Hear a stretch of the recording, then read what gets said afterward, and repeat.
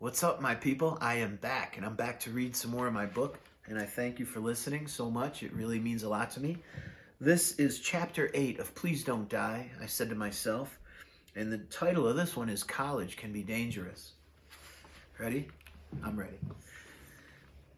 I would most definitely consider it a modern-day miracle that I made it through my college years, not only with a degree, but with my life. Only God knows exactly how many close calls I've been fortunate enough to survive, but I'm certain that it was quite a few. Oftentimes, drug and alcohol played a significant role in my pattern of poor decision-making. For this, I am not proud, but I am thankful that I've learned from my struggles and moved past them. In the spirit of trying not to let this chapter 1 turn into a book on its own, I will try to summarize some of the close calls of the college years with 1 or 2 examples in the next few paragraphs, and then move forward.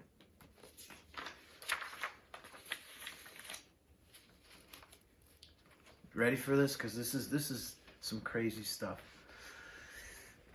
Clinging to the speeding van. That's where I'm going with this. Clinging to the speeding van with only my feet on the running boards and my fingertips tightly gripped to the slightly open rear driver's window at the back of the van, we zoomed briskly through the twists and turns of the Adirondack Mountain Road. When I clicked on the cruise control and climbed out of the driver's side window that I was driving 80 miles per hour, "Hey Toby, grab the wheel for a second, would you?" I casually said to my passenger and close friend as I exited the vehicle. Please don't die, I thought to myself when the reality set in, and I was finally to realize the magnitude of my stupidity. Fortunately, my friend was able to safely navigate through the intimidating mountain pass from the passenger seat, and I was able to make it safely back inside the speeding van and back behind the wheel. Why was I driving anyway? I definitely shouldn't have been driving, but this was a good 25 years before the advent of Uber, and well before the time where anyone carried a cell phone on their person. This was shaping up to be quite the crazy evening. I didn't know it at the time, but the night would finalize in a trip to the emergency room with Toby carrying me in his arms through the doors to the hospital entrance. We were already pretty buzzed when we finally pulled into the parking lot of the Laughing Loon to meet our friends. This was one of our favorite bars, and we were here on our favorite nights. One of our favorite nights, Tuesday night. Every Tuesday at the Laughing Loon, they had what was called Tankard Tuesdays. This was a wonderful promotion and one not to be missed. Every Tuesday, you could bring in your own glass, no matter how big it was, and they would fill it right up with draft beer for only $2. My vessel of choice was an empty tennis ball container. I always kept it clean and washed and stowed away in my van just for this Tuesday night ritual. 1 or 2 of those, and I was done like dinner.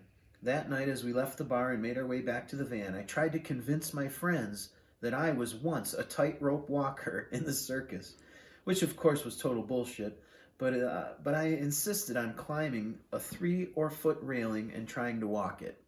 "Let go of my hands," I insisted once they helped me get up there. "I got this," I remarked as I attempted to put 1 foot in front of the other and make it to the end. I didn't see why they were making such a big deal out of this.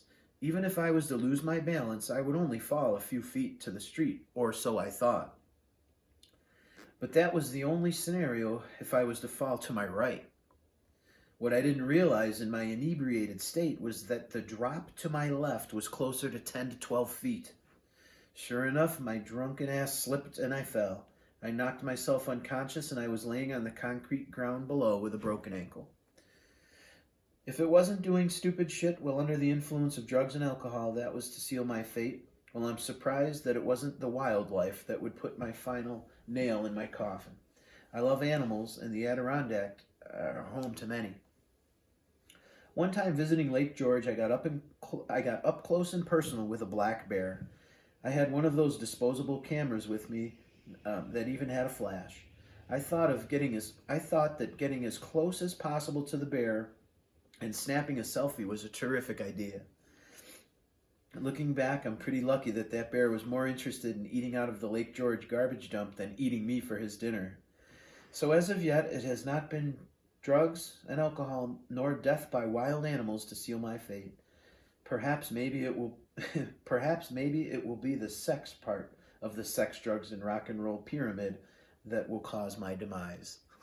Thank you, and that's the end of Chapter 8.